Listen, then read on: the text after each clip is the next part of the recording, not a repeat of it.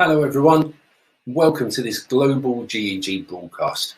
We'll be making a start shortly, and while we're waiting for everyone to arrive, why not head into the chat, let us know who you are, where you're from, your Twitter handle, and if you've got any questions that you'd like us to answer during the course of this evening, let us know there as well. Also, if you haven't already done so, make sure you hit that subscribe button to make sure you stay up to date with all of the events being organised by us at Global GEG. We'll be making a start really soon. Thanks for joining us. Hi everyone, so thank you for joining this session. This session we're going to be talking about personalized learning, and I know a lot of people are fearing the upcoming school year. Same here. There's a lot of unknowns. There's a lot of questions. There's a lot of, can we do this? But this is a time to kind of take education and redesign it. And so one of my favorite ways to organize a lesson is called the grid method. And I'm going to walk you through why I use it, what it is, and then you're going to get a chance to kind of be the student to see what the grid method is. And so the grid method, it personalizes learning. So that's why I love this title, because it's all about personalizing learning. Students are able to go at their own pace. They can sit wherever they want in a classroom.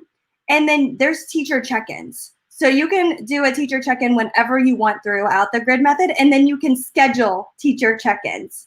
You can also use a Google spreadsheet, which you'll see later, to track it. So I hope you really enjoy this session. And in the chat earlier, I posted the links to the slides. I'm going to do that again. It's also in the description for the YouTube. If you look over, you'll be able to see it in the description. So go ahead and hop on with me so you can join the slide presentation, because there are a couple of links that you're going to need throughout the slide presentation. So again, if you are unable to click, the bit.ly is SYD and then yes. So capital SYD and then lowercase YES. And that will get you to the slide presentation. The slide presentation has a ton of hyperlinks, and feel free to reuse any of these resources. So the reason I fell in love with the grid method is because it really did change my instruction. When I was a student, I was awful at school. I hated school. It was a lot of direct instruction. A lot of times people had to move at the same pace. I'm very type A, so I would have to sit there and wait for a student who was last minute to finish their work before moving on. It was boring. I didn't get a whole lot out of it. I just hated it. My parents had to force me to go to school. With the grid method, students work at their own pace. They're able to go along lessons and take more time on certain content that they need more help with. They're able to go faster on things that they understand, like vocabulary. You might have really good students that know the vocab for this unit, and they're able to fly by because they completely understand that material, and rather than waiting for another student to finish up. Another reason is because every student learns differently. It matches up with DOK, and my Google Innovator project was focused on students with disabilities. So my problem in education was, there was a student, her name was Bella. It was my third year teaching, and Bella struggled in school. She had dyslexia. And what happened with Bella is a lot of teachers focused at the DOK level 1 area, which is basic recall. That was not beneficial for Bella. She has dyslexia. She struggles with short-term memory. She struggles with retaining information that way. Her strength, though, was in drawing. If I was a really good teacher like I am today, I don't even know if I am, I'm still learning, but if I was amazing, like I'm trying to be, Bella would have been able to do sketchnoting in my class. But no, I forced her to use recall, and she was having to recall back and forth information on vocabulary words, when I could have had her been using her strengths and drawing out the different vocab words, and it would have made a better connection with Bella. I could have moved her to the DOK level 4 area, and yes, students with disabilities can do this. I've done it, and I've seen them be successful in this area, which is justifying. She could have had an argument and justified. A lot of our dyslexic students are really good at justifying why they're right or wrong. So it allows all the DOK levels because you need all of them in order to help you with teaching. It doesn't just skip a level, but it layers it so it becomes kind of like a gamification also in a way. And then again, I was bored in class. You're waiting for students to finish up, but no, with the grid method, it just keeps going. You're able to do Genius Hour projects at the end, and you're allowed to let students explore on their own if they want to. And again, the link for all the slides, they should be at the bottom, but just make sure that you are able to get in. I don't think we'll hit the limit, but you never know. I do like to break things with Google, so you might want to make a copy. And then a lot of you heard this when I was talking with Abid during his It Just Works event. And we were talking about tradigital learning. So my boss, Brian Seymour, he came up with this word. It's called tradigital learning. And what tradigital learning is it's taking the best teaching practices from a traditional classroom. So yeah, this direct instruction is good some of the time, not all of the time, and using those in a digital classroom. So now my students have a device. So how can I take what's really good in a traditional classroom and just add it into the grid method that's going to be good for a blended type of classroom? I know some people are going to be hybrid. So right now that's our plan. And it's changing every day. We were going full back, and then it just changed a couple weeks ago that we're going now hybrid. So if you're full instruction and you're going to be in class with students every day, that's awesome. And the grid method will work for that model. If you're going hybrid and you'll only see your students 2 times a week, it will work for that model. They can do some of this online. If you're going full virtual, the grid method still works. That's why I am so in love with this model to help communicate and organize lesson design. And so we are really big on tradigital learning, which is just kind of our word for blended learning. And blended learning has a ton of different definitions. So with our blended learning, we have these different focuses. So we have planning, and every single teacher is at a different phase on the blended learning rubric. And it's not a grade. We want teachers to move exactly where they are. So some teachers are at this pre-phase 0, okay? They're just starting to dip their feet into blended learning. Right now, a lot of my teachers are at the phase 2 or 3, and it's been 4 years of working with them. So you can see how long it does kind of take for some teachers to get there. But the phase 1, so that was kind of like my first year with them, it's just 2 stations. You have a whole group, which has like 12 students, and then another group with 12 students, and you just flip-flop them. So you'll do direct instruction with 12 students, you'll do another with 12 students. And then from there, you go to like 4 different stations, and then you go to differentiated activities, and then you go to individual based playlists. So the grid method kind of falls under phase 2, but you can definitely make it a phase 3 activity. And then we try to look at data. So the grid method collects a lot of data throughout the activities. And then there's, again, path is very amazing with the path. So students move again at their own pace. They can go quickly on some activities. They can slow down. You can tell them to redo an activity, or you can provide other activities for them to get busy and working on different things. So let's go ahead and let's look at what this grid method really is. So again, I had a problem with ownership. My students were not taking ownership of their learning. But with the grid method, they started to become more accountable. They were excited because they wanted to get to the level 5, which was that Genius project, and create a video about what they were learning. Failure to reach all learners. I was struggling. I was not reaching every single learner. I was reaching the middle, which is typical for a lot of teachers. With the grid method, you're able to reach all those different levels just naturally because it sets you up for success. And then I was having management issues, a lot of classroom management issues, as you can tell, like with a first year kind of teacher. You've got kids, doing whatever they are doing, and it was hard to maintain. But because every student was on their own path and pace, I was able to maintain classroom management. They were able to get help from me when they needed it, rather than sit there and joke around I was able to assist them, and then they were able to move on because they felt successful and they knew what they were doing. It provided them clarity, so they knew exactly what to do at that moment. And my lowest student performance went up. They were so excited to learn that they had so much ownership and they were proud in their work that their performance did increase. So here are two models of the grid method.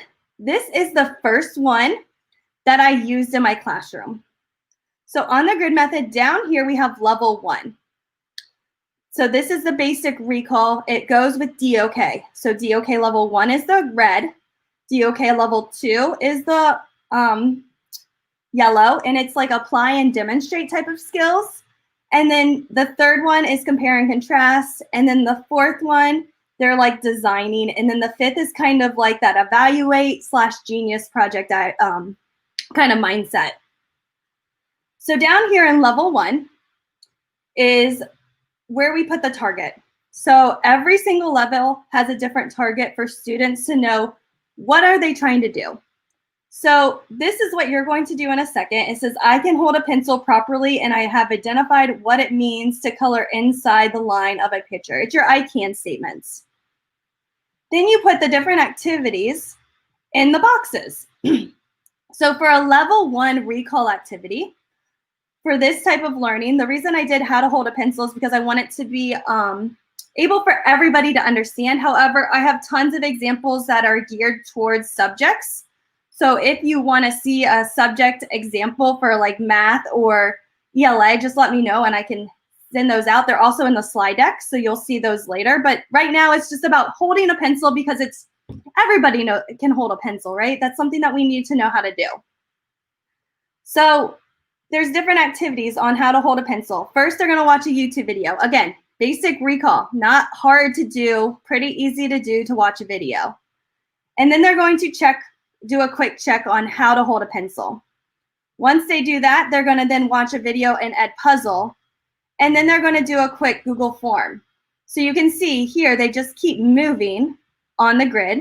Here, they have to have a teacher check because it's orange. Okay, so this is just the Google Doc example.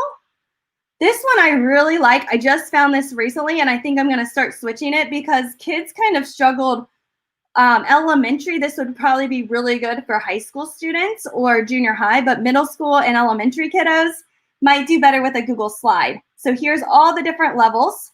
The kids just click, and then all their instruction for level 1 is on this slide deck. So there's 2 different examples for you to look at. And what we're going to do is everybody, I'm going to put this in the chat.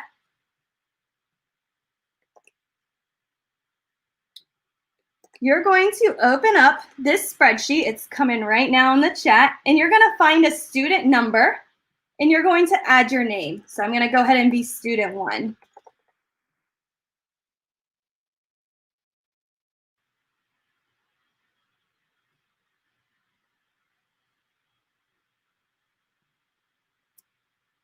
I'm going to put it back in the chat. I know the live stream is a couple seconds off.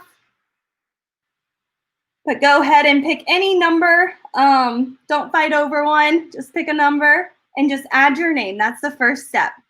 So what my teachers normally do is they will add the student's name. So they usually have a roster with all of their students, and they just copy and paste their class list onto this grid. And they usually will, at the bottom, you know how there's different tabs down here? I know it's kind of hard to see. So mine says original at the bottom. What my teachers normally do is they will duplicate where it says original. Let me try to. And then they'll do their different classes. So they'll have all their classes in one big spreadsheet, but then they can just toggle between class 1 and class 2. Other teachers add all 70-some students into one spreadsheet. Other teachers will duplicate and have many tabs at the bottom of the sheet. Totally up to you, okay? Also up here, where it says C through G, you'll notice that that matches this Google slide. So I'm going to go ahead and put the Google slide because I'm going to want everybody on the Google slide because we're going to actually practice as students. very soon.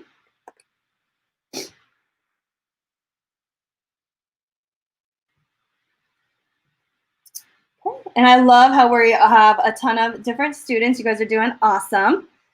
And these match the different levels. Where there's a black line means that that's a break, and then they're going to go to the next level. I typically, this is up to you, add a teacher check-in right before the black line. So I know I need to check with these students before they move on to the next level. Okay? Over here where it says status is how the kids communicate with me. I can say, I need help. It's going to turn red. I know right away that Stephanie needs help. And I can go over there and assist her right away. I can come down here where Susan is, and she might just need a check. She might be on an activity that needs a teacher check, and she's able to change that, and it changes to orange. So I know, okay, Stephanie needs help. I'm going to go see her first. And then I'm going to go over to Susan, and I'm going to go check her work and allow her to move on. Okay? And then the kids move it back to I'm good when they are good, and it's all green. Okay, so you're going to go to 1A, and we're going to click working. This should all be blue. We're all going to start at 1A today. Now, if I had a pre-assessment, I could say to some of my students, I want you to start out at level 2. Because you got this material, I want you to skip level 1. I know you understand it based on that pre-assessment, and you can move on to level 2, or maybe you can move on to 1C. You don't need to do 1A or 1B.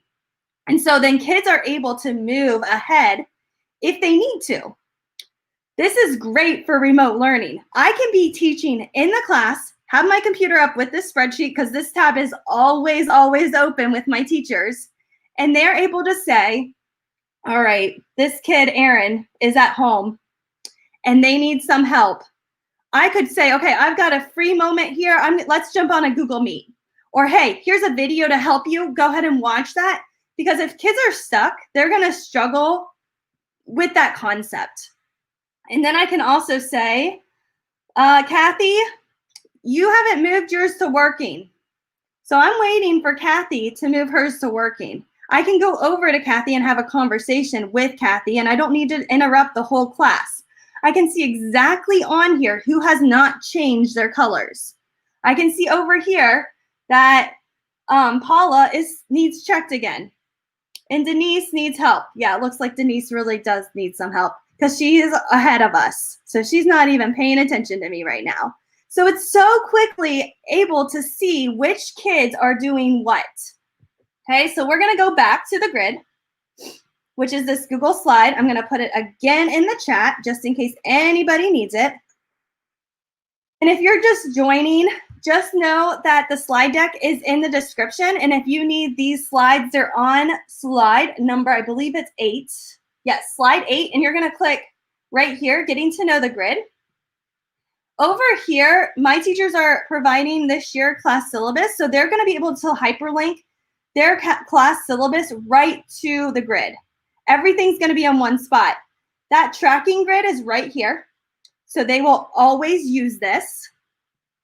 Then the Google Classroom, I can link my Google Classroom right here so the kids always have that information. And then I can list my standard operating procedures so the students know how to behave in my online learning classroom. So those are just some important things that I have for my class. You can, again, make it whatever you need to do for your students. Up here are the different levels.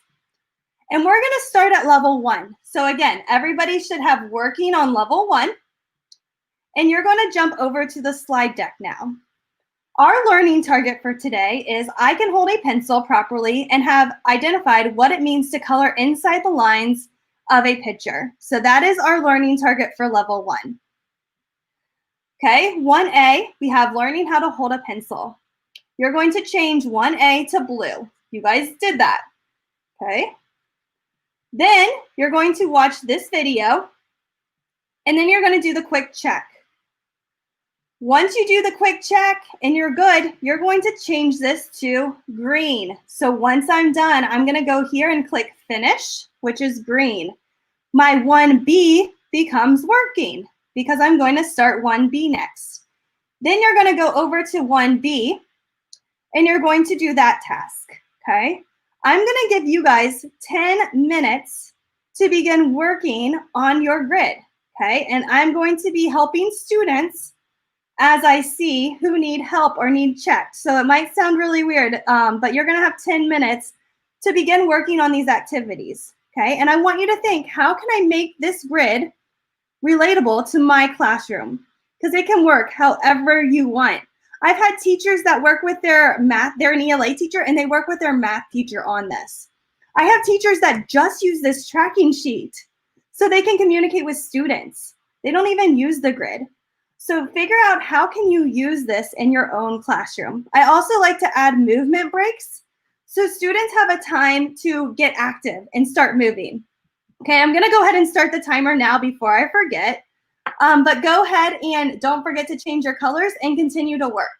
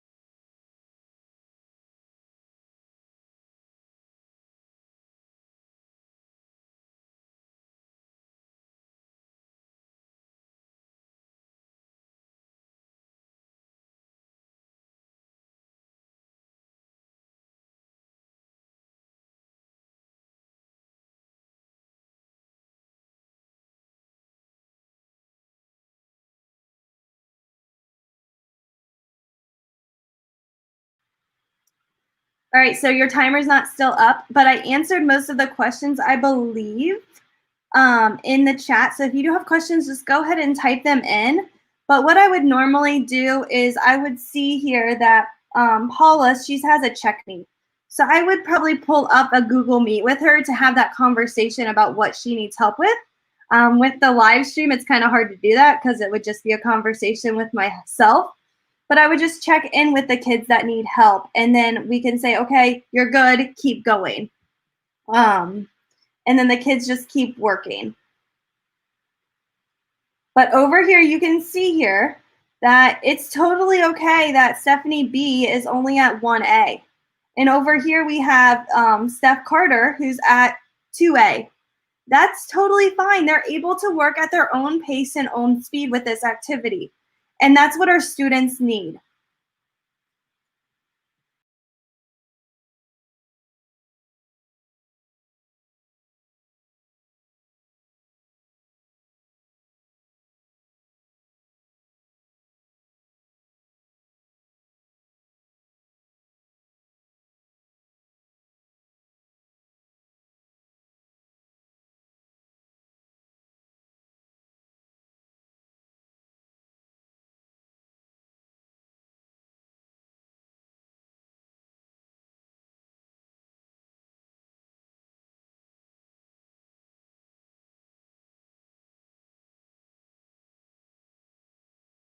Laura has a really good question in the chat, so I just want to bring that up.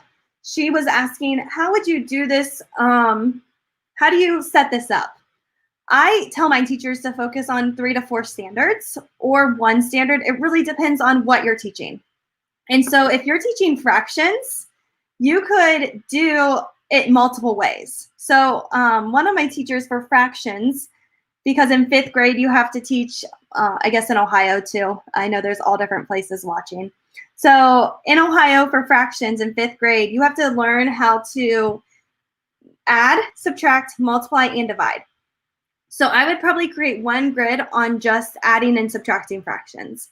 And then I would do a whole nother grid on multiplying and dividing. And then I would do another one that the kids could work on throughout the year. It might not be right away because you kind of want to leave some time for them to master the skill.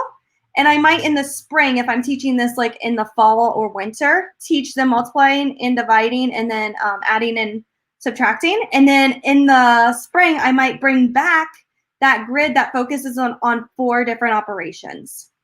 So the kids are reviewing multiplying, dividing, adding, and subtracting all in 1 grid. And so then they're able to practice that learning. And a grid normally takes a week or 2. And it's okay if every single student does not get to all of the levels. I usually try to have the kids, I really want them to get through level 1, 2, and try to get through level 3. But if they don't get to level 4, these are more of the extension activities. It's totally okay. And same with 5. A lot of times those students will not get to level 5. All right, keep working. You guys have a couple more minutes.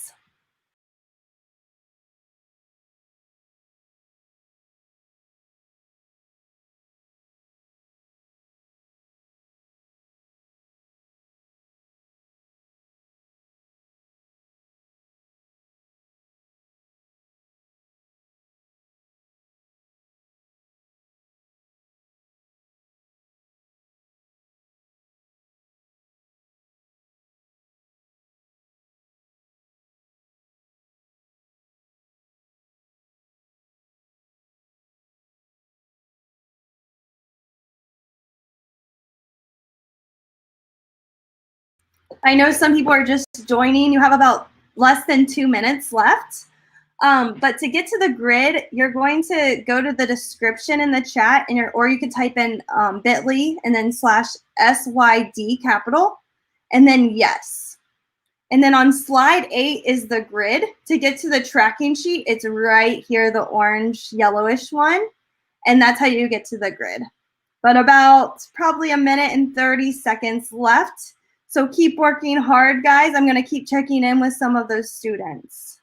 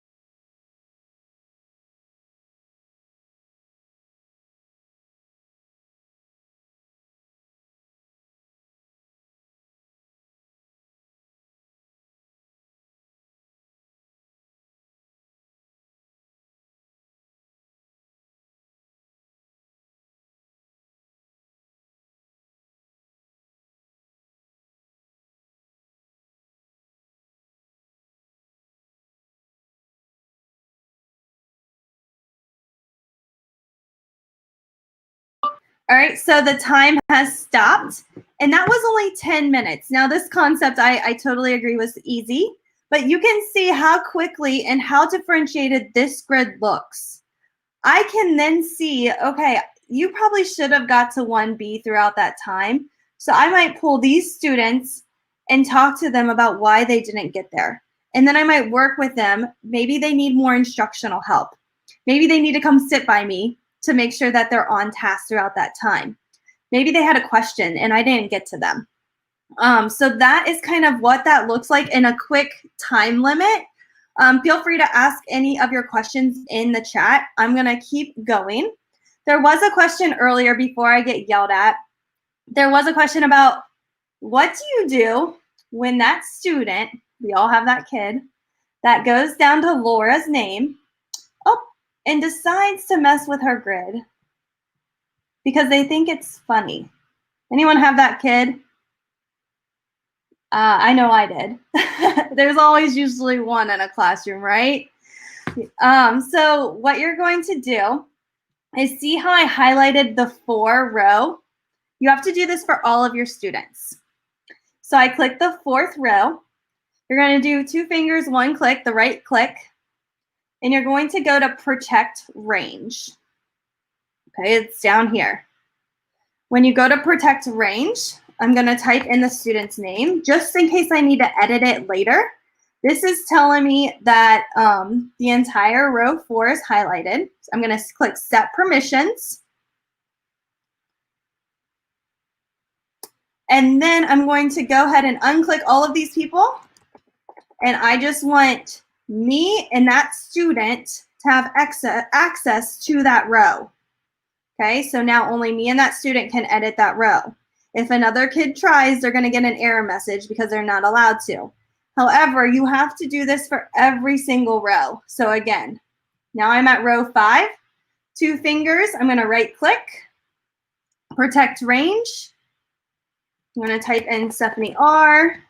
Set permissions. I'm going to unclick everybody, but for me, the owner will always be able to be clicked. And I'm going to add Stephanie's email. Okay. I could also click a co-teacher if I had a co-teacher. Okay. Usually I tell my teachers to trust your students and then do this if you need to, because it takes a lot of work to do it. But that way, all of your students are there. Once a grid is done, what I typically suggest is go to File, make a copy. There it is. And then rename what the unit was. This will have all of your data from that unit. So if you need to talk to parents, or communicate with a principal, or maybe RTI services to show how students are performing in your class, you have that evidence. The students no longer have access to it.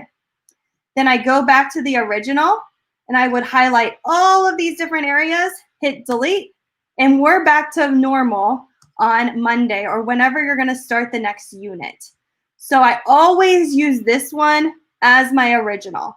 And then I make a copy, because if you make a copy, it will not keep all those permissions that you just set. So this has all the evidence for how that unit went. And if I need to, I'll usually add a kid on here if they were absent or need to make up some work. They're able to keep working on this if they need to. But I always use this as my original. Okay. I also have teachers that have their entire class on here, so they might just duplicate at the bottom. And they might just say, this was our color unit. So that way kids can keep working on it, but then they have evidence of who is done and who's not done, okay? And you can also, like I have them also protect the sheet, so only they can access this information, and then kids have to check in with them and the teacher has to change their color. So just decide how you want to set up that protocol for your own classroom, okay? So again, I like the Google Slide for elementary and probably middle school, so K to 6 students. The document, I still would probably choose the Google Slides because I love Google Slides. However, high school could definitely probably use the document. I have used this document with 5th and 6th graders before I found this slide template, so feel free to use whatever way you like. All right, so in the chat, how many of your students does a traditional lesson or activity in your classroom generally reach? A, I'm not sure. B, some of them. C, most of them. Or D, all of them. So go ahead and answer in the chat.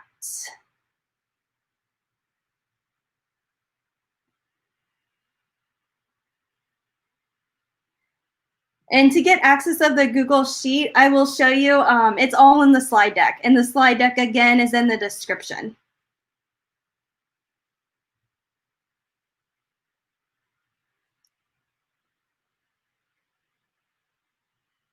So everything that you could possibly need will be in this slide deck if you want to make a copy of it or keep. There should be no issues accessing it. I think volume-wise, we're okay for today. Okay, so I'm seeing a lot of C's. Yeah, most lessons, most kids are able to be reached at. However, with the grid method, how would you answer this now seeing the grid method? So using the grid method, how many of your students do you think it would reach?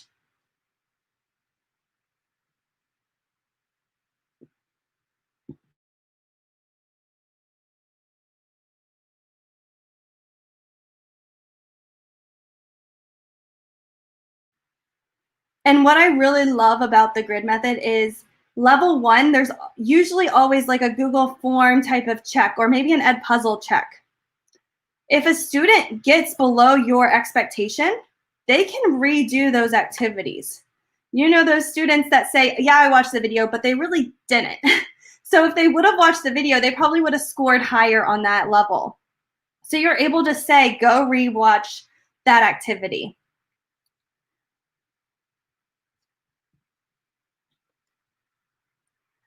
So again, it's learner pace. The kids can move at their own pace. You completely saw that in action.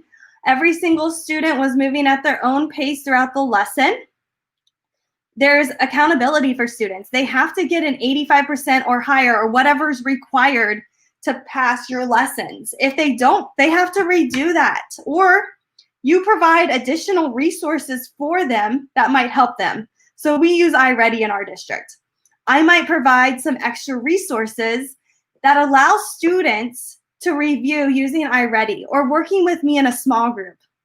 Remember how on our tracking sheet, I could go to D and I could go, all right, whoever is working or not even there, they're working with me. There's my small group. I can pull those students up quickly. I can quickly see based on those colors who I need to work with. So I could probably pull a small group here, and then I could say, oh my gosh, these kids are moving so quickly. They understand the material. Let me pull them together and provide enrichment for them because they have mastered this skill, and I can move them a little bit forward and push their thinking. So you're able to review anything at any time and pick your small groups based on the different levels or however you kind of want to pick them. And then every single level is connected to a standard. So someone asked, how many standards would you put together? Again, 3 to 4 is probably like that magic number for a unit. And you can look at your standards, and it all depends on what the standard says, obviously. But looking over your standards and deciding, okay, I have this unit coming up. How can I teach that? And I've got this coming up soon. How can I provide instruction that's going to help them be successful there? I think, Paula, you have to figure out why they don't care. There's always some type of reason as to why students just don't care. I found for me, a lot of the kids that didn't care didn't understand the material I was teaching. And so I think pulling those kids into more of those small groups and working with them more one-on-one and providing feedback really do help. And yeah, we're K to 5, we're standards-based grading. And then 6 to high school, we are letters-based, but we also believe in mastery grading, so a lot of reteaching and a lot of retesting if a kid needs it. So again, the grid method allows for scaffold learning. It provides them multiple different chances to understand material. It goes along with depth of knowledge. And then they have access to content that allow them to go at their own pace and different learning opportunities to reach that. And then there's formative assessment at every single level. So I'm going to go ahead and go back to the grid. So 1D, there was a formative check. It was a Google form. I'm able to real quick look at who did what on this check, and then I can talk to those students based on how they did. And then on level 2, there's another formative check. It's 2B. And I like to leave sometimes spaces open on my grid. So this one, the kids had to meet with a partner and give a feedback chat. So they just had to meet with a partner, give them some feedback on their coloring. And then I just look over and talk with them about how they did. I like to add partner or group work in here. And then if I saw that a student made a mistake, I might say, okay, go ahead and take your break. I want you to now do this second activity. I'm able to type that into their grid. I usually assign this on Google Classroom as every kid can make a copy. So every student gets their own copy of it. So then I can really personalize it for their own learning. I could also go in and say, okay, this kid does not need a relaxation break. I'm going to take that off. Whatever I need to do, I can do that.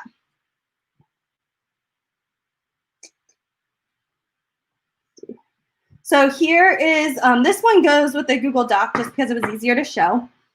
So level 1 is, again, that basic recall. So all the information in level 1 is just basic information that the kids can quickly recall back and forth. Level 2 focuses on that skill or concept.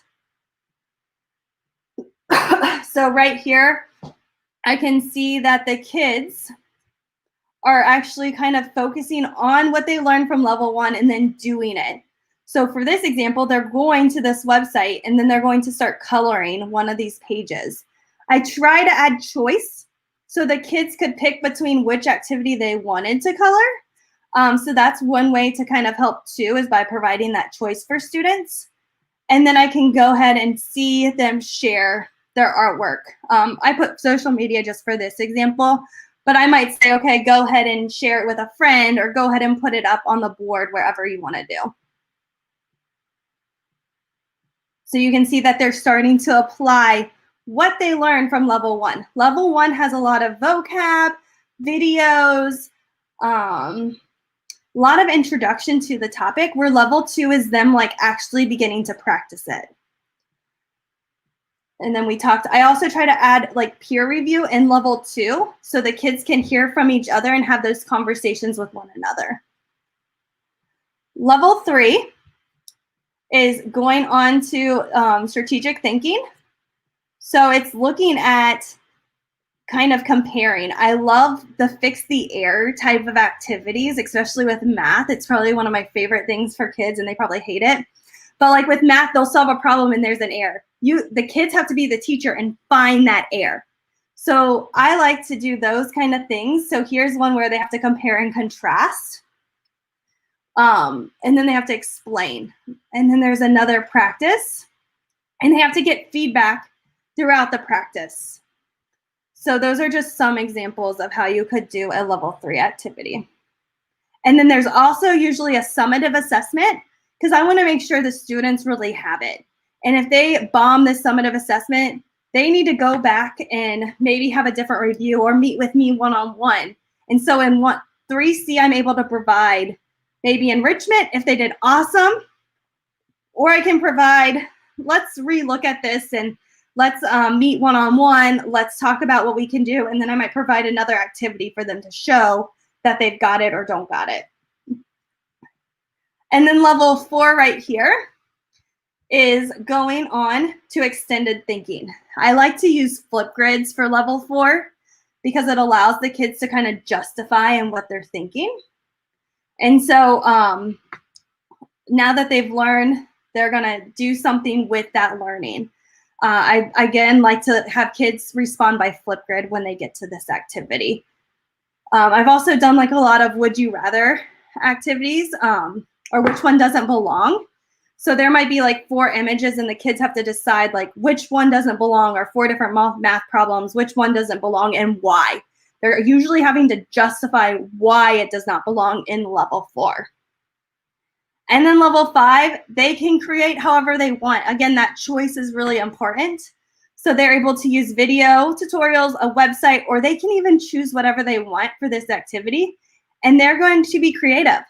They might create a video on how to solve fractions. They might create a poster, an infographic. They might use Canva to design. So the kids can use whatever they want to create. And then I like them to show it off to the community members, families, or other students in the class. And then slide number 7 was just an example of what this could look like. So you could move these around if you wanted to create like a pacing model. However, I think the power of the grid method is that the kids get to move at their own pace. So I might just say this is a suggestion. And again, everything is hyperlinked, which makes it really quick and easy for kids to know where to go. Same with my office hours. I like kids to know when I'm available to meet. Okay. Maybe after I get the spinning wheel, there we go. And then level 5 is again that exploration. So they're using what they've learned from levels 1, 2, 3, and 4 and really, really exploring what they've learned. Okay, so every single lesson down here is a line and they're tiered. And then it kind of goes easy to hardest as they move up.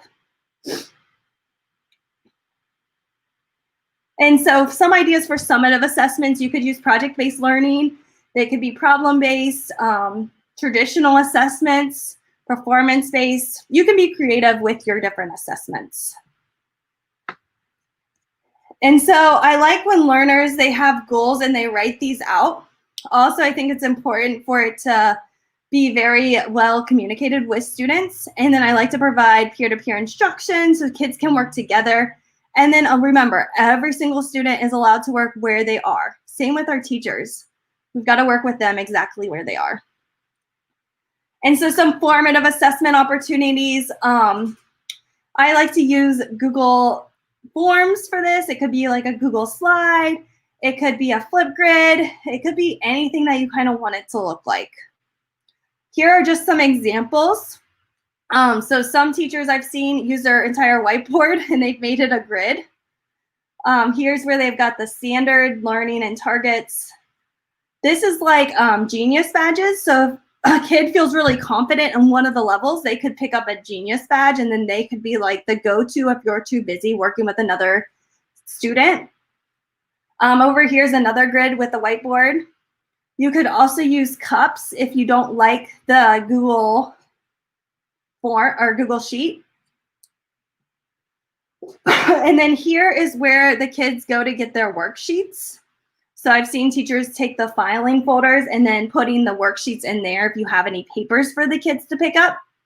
And this, I mean, I've seen them just have it laid out and then whatever one they don't use, they just take it out for the day. But it just makes it really easy for kids to go to that assignment. I also like to hyperlink everything. That way kids know what it looks like so they know what they're looking for. But again, that's all you setting it up at the beginning of the school year. And so again, it looks like this. Students are all over the place. Some students here are working on an experiment where these kids are watching a brain pop video, which is probably DOK level 1, and they're working on a worksheet. Over here, these kids are working on a peer assessment, and then these kids are working together too. So it looks different. Every station, every activity is different.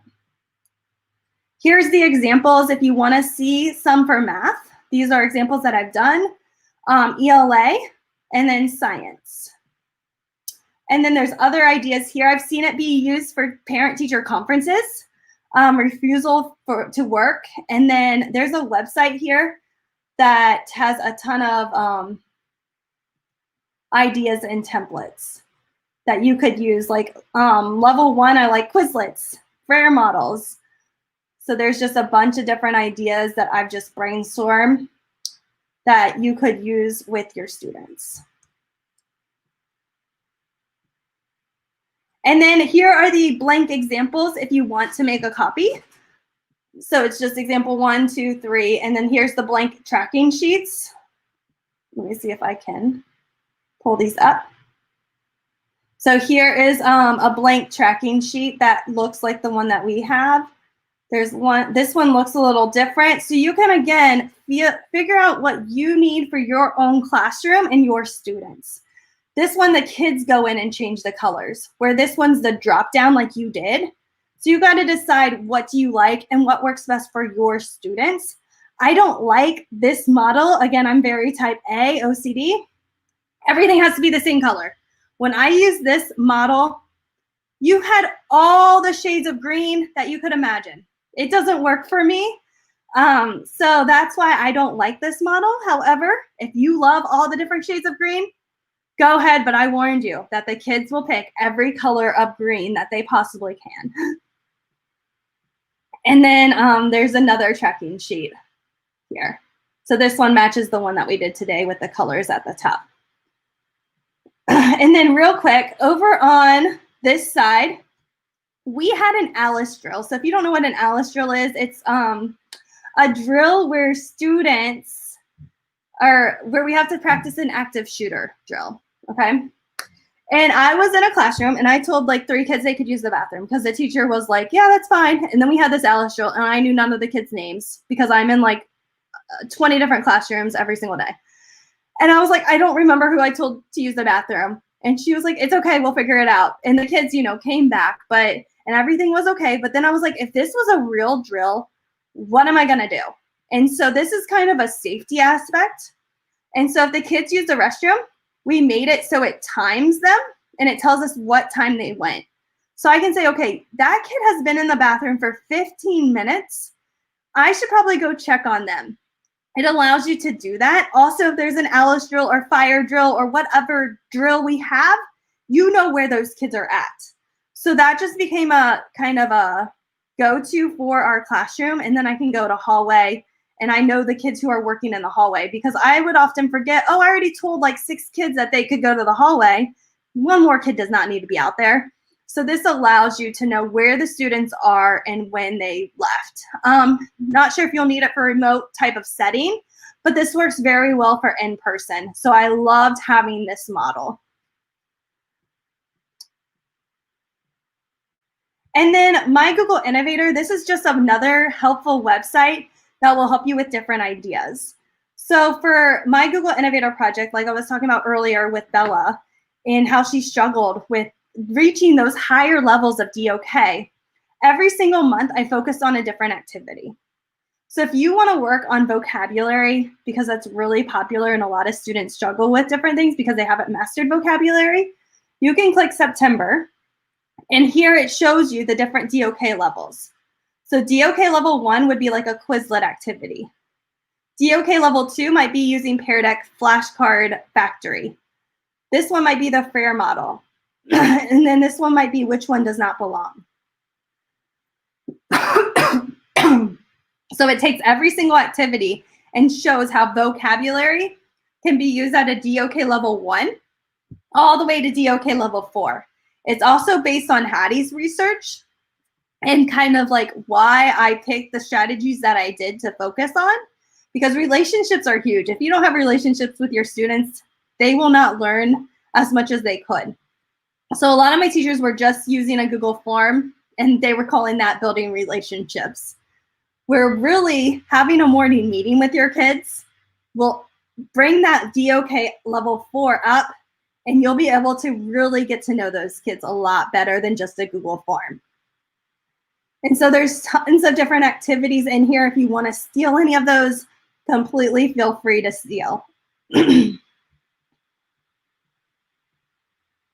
And then all of this, I learned about the grid method from the Teach Better Academy. So feel free, they've got a website. They also have a class that is all geared towards the grid method that will take you through step by step at your own pace to really master what the grid method is. This is kind of an overview about what it can do for you, but just know that they do have a website, they have a podcast, and there's a Facebook group too if you want support.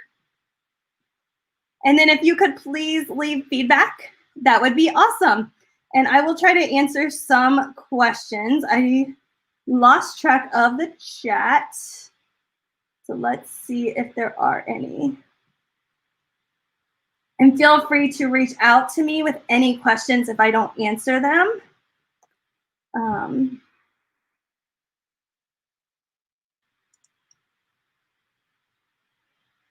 Yeah, everything is hyperlinked on this slide deck. So you'll just need to figure out what slide it's on and then just click and it will take you right to where you need to be. And again, the slide deck is linked to the description. I will put it in the chat again.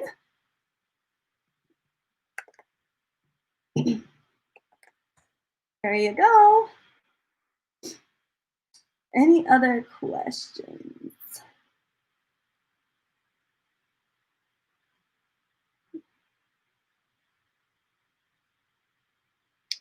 And yeah, we use standards-based grading for K to 5, and then 6 to 12 is letter grades, but we also have a focus on mastery. So students have to retake until they master material. And yes, we are one-to-one device. One way you could print out the grid. So you might want to not use the Google Slide example. You might want to use the Google Doc example. And you can print that off and then you could make it very strategic. And that's what I tell my teachers. So if you look at this grid, right here, the kids are watching a video. That frees me up to catch up with any student that I might need to. And then over here, instead of doing another video, I might have it be an online, like an unplugged task, depending on the learning target. So the kids might be working on something else. And then here, I might have them watch another video, and then I might move a Google form here so I can check in with kids. So you can see here, they don't need my help watching a video. Here, they're gonna need my help probably because it's hands-on. Here, they're not going to need my help because it's, again, another video or something, or it's a Quizlet or something like that where they don't need my assistance. So schedule those breaks for you because it is going to be scattered as kids need help.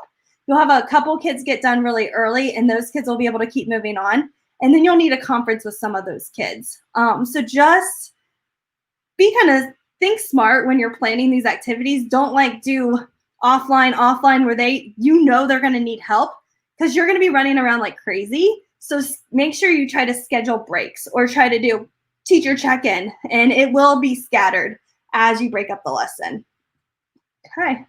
Well, how long did it take you? It depends on how well you know your standards. So I know math really well. I used to teach it. And so a math lesson probably takes me 20 minutes because I have tons of resources already somewhere in my drive. And so that usually takes me 20 minutes to make a grid. However, if it's ELA, I might not know the standards as well. So that might take me a little bit longer. So it depends on how well you know your standards. If you're a brand new teacher, it might take you longer because you're still learning your standards. But if you've been teaching a long time and you know what you're supposed to teach, it should take 20 minutes or less, I would think. It's also really important to work with your other teachers that teach the same subject, because they might have other activities that you might not think about or how to reach that one kid. So we work with our teacher-based teams, and we're able to come up with different activities to support students that way. All right, if you have any other questions, feel free to reach out to me either on Twitter or email, and I look forward to talking to you guys later. Thank you.